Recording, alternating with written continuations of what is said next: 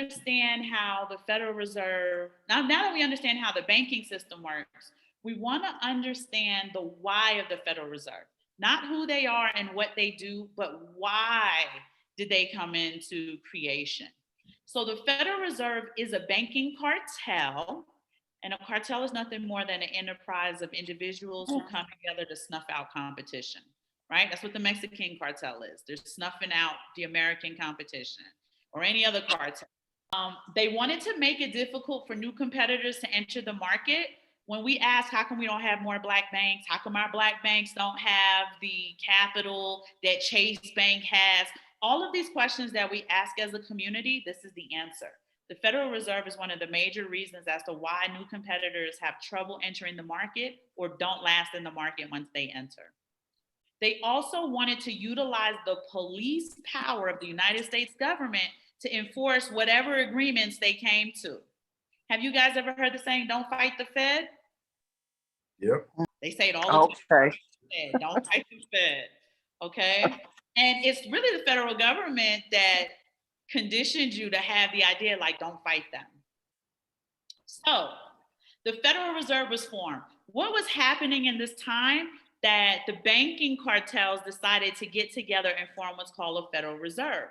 Well, in 1910, they noticed that there was a phenomenal amount of banks springing up.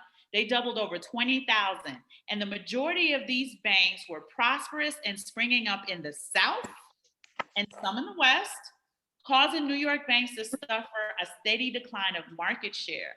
This is a quote that comes from The Creature of Jekyll Island by G. Edward Griffith, great book.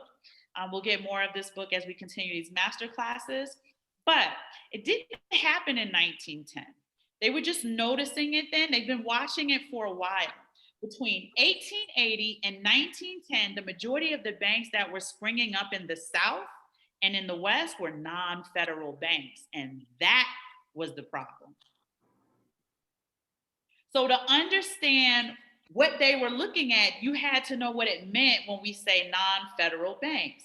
After the Civil War, with the protection of the 13th, 14th, and 15th Amendments of the Constitution and the Civil Rights Act of 1866, African Americans enjoyed a period where they could vote, they could participate in the political process, they could acquire the land of former owners, slave owners, and they can seek their own employment.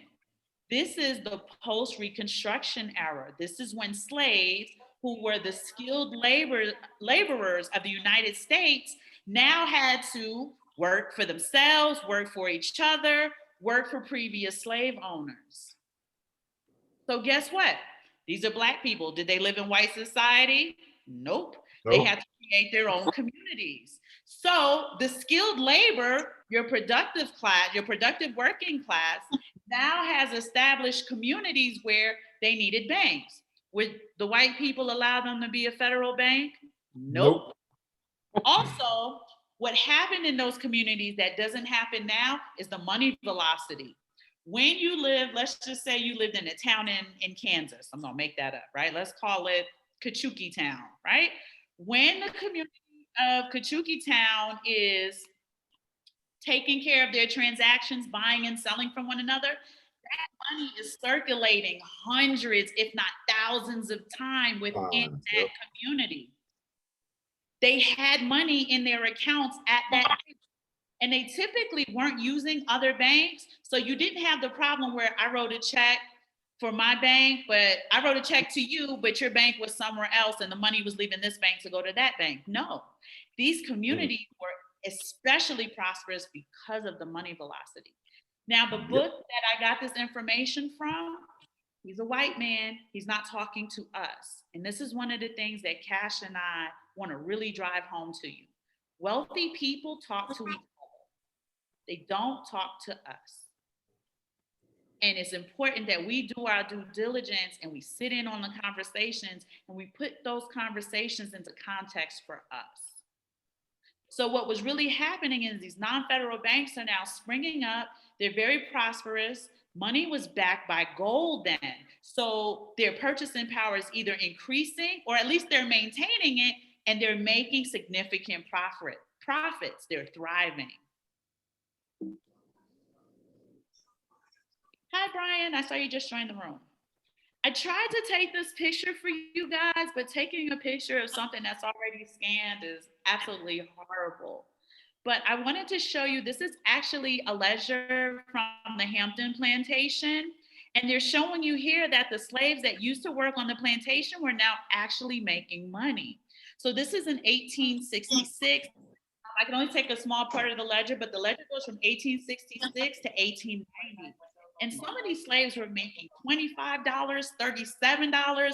I saw one slave made $92. And you have to imagine that that is a significant amount of money in those days, all backed by gold. So, how the economy worked from 1880 to 1912, prosperity equaled competition for the banks. The banks do not want to see these communities thriving. Part of the reason why is because they're non-federal banks. They're not able to get a cut of any of that money from those banks. Problem. Two, they're Black people. We had no idea that when we freed you, we kind of thought you guys were just going to die off. No idea you were going to thrive and do better than you've ever done. Okay? So remember, the entire point of the banking cartel coming together as the Federal Reserve was to minimize competition. They needed to make it difficult for these new banks to enter the market, to thrive in the market, and to grow. Here's another fact that's very important. 70% of the funding for the American corporation's growth was generated internally. It means that when these businesses are drawing profits, they are now taking their own profits in order to scale up, to branch out, to create more business. And again, if the bank's not loaning you the money, that's a problem, isn't it? Okay? And it was making all of these Black industries increasingly independent of the bank. So you're not getting the loans, you're not able to get any interest from them. These aren't even your banks. You don't have any control of the money in the vault. You don't have control of the accounts. This was a very significant problem for these like 12 white men. Another reason prosperity was a threat, we talked about it, money's backed by gold 1-to-1. I want you guys to take a good look at the pictures that I did use, right? This is what your banking, this is what your reserve note looked like back then. This is before the reserve, but you get where I'm going, right? They tell you that this is payable in gold. Notice it says gold coin. The slide before that tells you that it's redeemable for gold, okay? This was your actual claim check. You can walk into a bank and trade it in for the actual gold piece. So the Federal Reserve, these men, they're from all over the world, by the way. Paul Warburg, I always say his name wrong. He's actually from Europe, and he's always been a huge advocate of making the money supply more elastic, meaning they want to be able to control the money supply according to what they think it should be as far as commerce goes. So he came from Central Europe. The Rothschilds are from Europe. JP Morgan is a New Yorker. I have a group there. I have it in a few other slides. Kuhn Loeb, I think he's German. But this banking cartel now comes together. They meet on this island in secrecy in Georgia, okay? And they came up with this plan. Plan one. What they needed to do was to tip the balance of interest rates downward so that the economy can favor debt, because right now the economy is favoring prosperity. That's the problem. They also wanted to disconnect the money supply from gold, right? You can't redeem it for this anymore. We just want to make it a paper. That way we can increase the money supply whenever we feel like it. They wanted to create, this was the most integral part of their system. They want to create a system, this way they can shift blame away from themselves. So a little bit of backstory. During this time, from 1880 to 1912, there were over 1,700 banks that failed. They completely failed. And the main reason it was 1,748 banks failed was because the banks were practicing what's calling loan up. So this is even worse than fractional reserve lending. They were lending out more money than they even had by kind of, if Percy brings his paycheck every week, And keep in mind, there was no automatic payments back then. If Percy brings his paycheck every week, what they were doing was forecasting that he's going to continue to bring a paycheck every week, and we're going to lend out that money that he hasn't even brought yet. And when sharecroppers or other people, things happened and that autonomy just didn't happen for whatever reason, maybe they lost their sharecropping job or so on and so forth, they're lending out money that didn't even come to them yet. And the bank systems were failing when people were going in and demanding the money.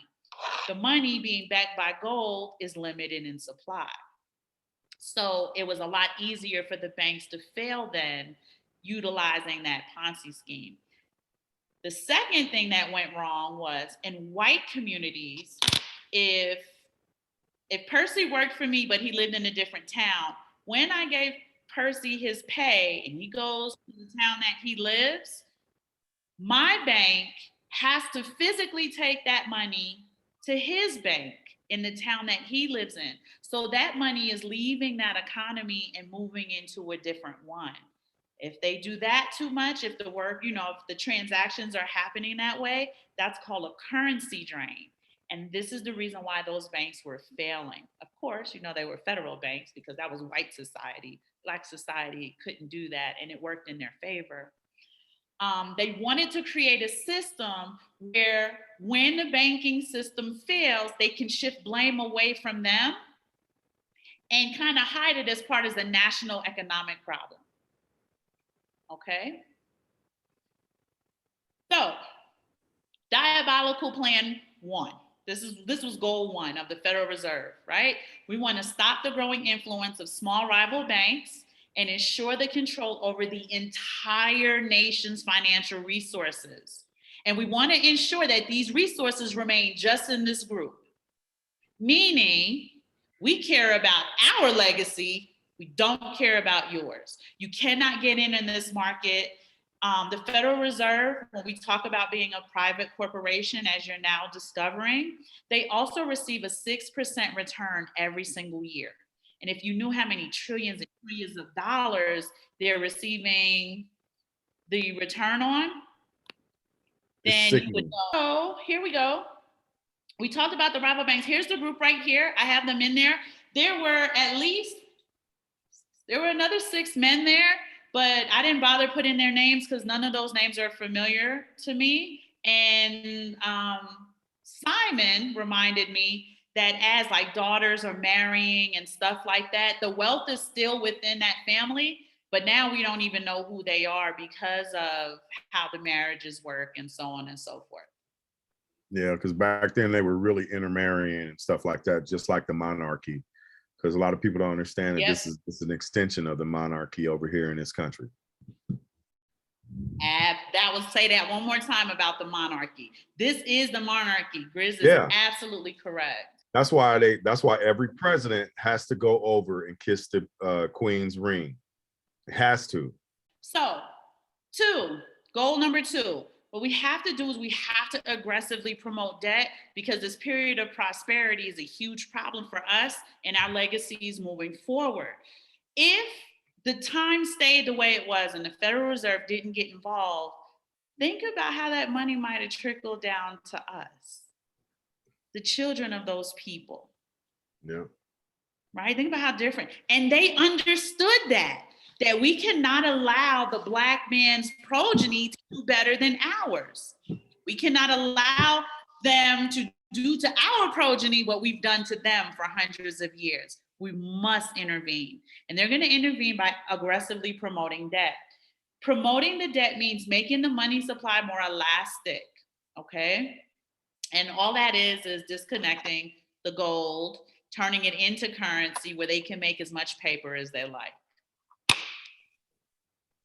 They also needed to recapture the industrial loan market. If you're not making the profits that you're used to, now what do? You have to borrow money. If you don't have the profits to buy that livestock in order to, do the work on the farm, you have to borrow that money and so on and so forth. So now they're aggressively promoting you having to beg them and ask them for money. And one of the things that goes along with that is their ability to say no, even if you're eligible for that money. I want you guys to take a good look at the cartoon before I go into this next part. This is very important. We talked about how they wanted to shift the blame from their poor banking processes to the people. Okay? And here you have the diabolical plan is the shift of loss from the bank owners to the actual taxpayers. Before the Federal Reserve came into power, there was no personal income tax. You see the cartoon they made Obama look like a monkey? Yeah. Oh, wow. Have you learned your lesson since you screwed up so royally? What lesson did they learn? None. What does it say right here? What did he end up responding with? You bail us out every time. Yeah. This because it was written in the legislation. So when we, the people, ask, why does the federal government bail the banks out and not the people? The Federal Reserve made sure that legislation wrote that into its infrastructure. Wow. All right, nice t-shirt. They sell this on Amazon for $10. Don't fight the Fed.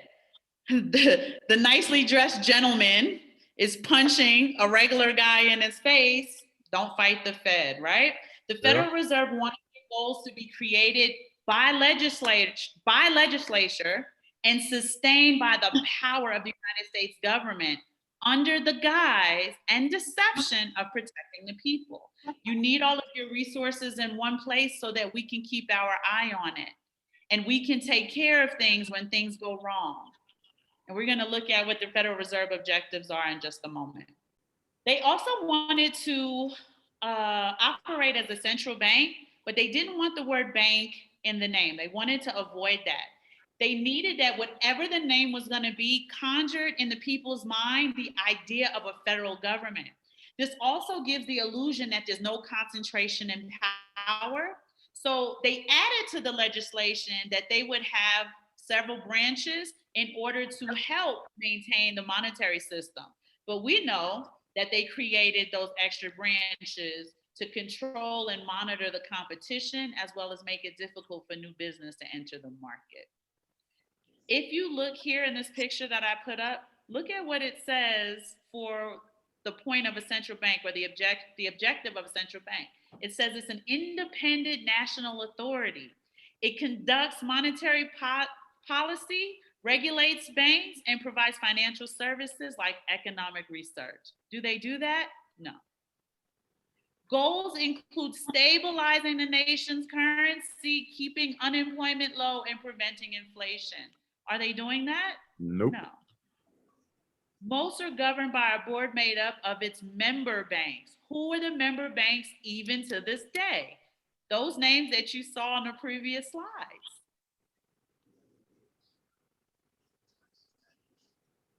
All right, here's the Federal Reserve. I just have a few of their objections because the central bank kind of explained it for us.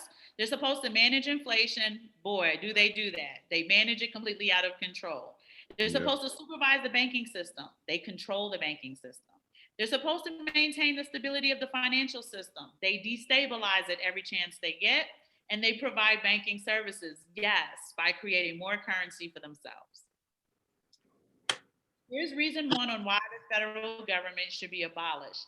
These are the reasons that the author, G. Edward Griffith, gave in his book, and I thought they were profound, so I wanted to share that with you guys. They are absolutely incapable of accomplishing their stated objectives. We lived through that, so we know. It is a cartel operating against the public interest. It's a cartel. It is going to operate against the public interest. How they get away with it is that average citizen doesn't know that this is how it works. Your average citizen doesn't know that that's how currency is created in the banking system. Your average citizen doesn't even know why the Federal Reserve came into power. It is the supreme instrument of usury, excessive taxation. Again, they're stealing prosperity from your future in order to spend money today. And then they're going to tax your children, your grandchildren, great-grandchildren, so on and so forth. They generate the most unfair tax. Again, before the Federal Reserve, there was no such thing as personal income tax. It encourages war. We talked about that. The United States occupies so much of the global world, it's not funny. bit about how they weaponize the dollar against all of these different countries. And this is why these countries are adopting Bitcoin as their Federal Reserve, so that they don't have to deal with the United States and its systems. It destabilizes the economy by aggressively promoting debt. If they're saying we need to tip the economy downward with the interest by promoting debt, by promoting loans, in our day, it's not just loans. Lines of credit are nothing but loans from the bank. And it's even worse because they're just numbers, right? Like there's no cash involved with it. We're going to put a number on this card. This is the number you can use. Here's the interest you owe us, and so on and so forth. Federal debt, student loan. If you owe the IRS from the taxes, that's another form of federal debt. You can never get rid of that. It is an instrument of totalitarianism. So totalitarianism is basically when the government controls every aspect of your life. There's no privacy or independent organizations, even though they tell us that these organizations are independent authorities. They're not. The political system dominates religion, family life, economy, education, and there's an all-powerful leader who's supposed to be our president. Now, Simon put me on to Neely Fuller. That totalitarianism, for us, is just a systematic form of white supremacy. So when we talk about the totalitarianism, the Federal Reserve and banking control all of those aspects. And I showed you how sex and religion are controlled by them as well. If you don't have money and can't afford to take care of a woman, it controls economics. Education, religion is really just a form of indoctrination and education. So this is how they control that aspect as well. The other thing is, just like how I told you how we're learning this, the way we're learning it, they don't teach you this in school, which means they left it out on purpose. How economists don't even know how gold works because it's been removed from their curriculum once they took gold off the standard. What this is, as we talk about it sometimes, it's we call the areas of activity that are dominated by white supremacy. Yes. And we go over these areas of activity. And what I try to tell people is if you can remove yourself from the majority of these areas of activity that I guess you are in on a daily basis, it allows you to get freedom. So you can see for us personally, what we did, we were concerned with education. We were concerned with politics. We were concerned with the banking system and the criminal justice system. These are ways, if you can remove yourself from there, you won't have such, you'll gain a bit of freedom, but these are the areas of activity that are dominated on a daily basis by white supremacy, as stated by Neely Fuller. And Bitcoin actually helps pull you from every single one. If you watch Max Kaiser, and I'm gonna start trying to put links up so people can get exposed to the people that we listen to. Max Kaiser often talks about how Bitcoin is a symbol of peace. Because you're not inflating the currency, it discourages currency creation. There's no need to occupy anywhere or going to anywhere. It's also the reasons why other countries are adopting it, because they don't want to be occupied by the United States or any other major power. When we talk about education, because we're in the cryptocurrency, look at how we're educating ourselves on understanding how finance works, the banking system, the Federal Reserve, the Treasury. This is a form of extracting ourselves from those systems because now we can't be controlled by them anymore. So that goes into economics. It also goes into labor. When you are working and you're getting that paycheck, you are not going to trade your economic energy for menial things, right? You're going to make more strategic moves with it. You're going to be more methodical about how you're going to spend your money, how you're going to invest your money, and what you're going to do with it. We talk about law. You guys live abroad. You don't have to deal with the policing of the United States. Okay, you don't have to deal with the politics either. And when you live abroad, you are in the country, but you're not of the country. Their politics don't mean anything to you. They don't affect you in any way. The Asians, the Hasidic Jews, the regular Jews that live in the United States, they don't vote. You know why they don't vote? Because our politics don't affect whether they're making paper or not. Who always saves the vote? The Black woman. Why are you still involved in participating in this? And you see how they pander to Black people? The minute Biden and Kamala Harris got in the office, they wrote a very nice legislation so that people are no longer going to assault Asians. Where's the one for Black people? Okay, so you can extricate yourself from these systems just by finding a store of value for your money and allowing it to increase in value and maintain, if not increase, your ability to have purchasing power. Okay, some of the goals that Simon and I want you to consider is do not keep large sums of money in your bank account. If you have excess cash in your bank account, you want to keep enough for your monthly obligations, your day-to-day operations, food, and so on and so forth. But find a store of value for your excess cash and savings. You want to increase your knowledge of Bitcoin, right? Find a way to expose yourself to it, even if that means just dollar cost averaging. Every week, I'm just going to buy $5 of Bitcoin on Cash App. I still don't know what this is yet, but remember, Bitcoin is ultimate scarcity. There's only 21 million. You said there's how many left? 3 million? 4 million, I think, to be lost. But how many are left from now till? There's only 3 million left. There's only 3 million left, right? Yeah. To be mined. Yeah. So it's very important that you just have some type of access to it, especially if you have children, if you have grandchildren, you got great grands running around, they'll be here eventually. So $5 per week is not a lot, but a little by little makes a very big thing. And it's just, I just want to say real quick, if you're not comfortable with Bitcoin, at least get exposure to it by investing in companies who do it. So like MicroStrategy, PayPal, Square, Riot, Marathon, these companies are big investors into Bitcoin, and what you can do is own a share of the company without having to own the underlying asset if you're not comfortable with the Bitcoin itself, if you're more into owning stocks and things like that. And if you're not comfortable with that at all, invest in silver or gold. Yes. I'm a big silver proponent, right? I don't think this is the time to buy gold, but if you have so much excess cash, gold may make sense for you. Yeah. Silver is very economical. It's about $30 or so per ounce. It's been a store of value for over 6,000 years. No fiat currency has ever made it past the 300-year mark, and only one has done that. And you could also, you're more than welcome to investigate other stores of value for your excess cash. Point being, don't leave your excess cash in the bank for the bank to make money on. Starve them of that. Right? I have money in the bank account. Now, we're not saying that we don't have money in our bank accounts. Cash has money in the account so that he can pay the rent. We can put gas in the car. We can feed the kids. We can take them out from time to time. But our excess cash are in stores of value. Take some of the power back from the banks, right? We talked about not keeping excess cash in your account. Overconsumption, right? Because you do need to keep money in there to do what you need to do. Americans have a problem with overconsumption. I don't know how plainly to put that. When you leave American airspace, you will notice that I think outside of like London, like England, right?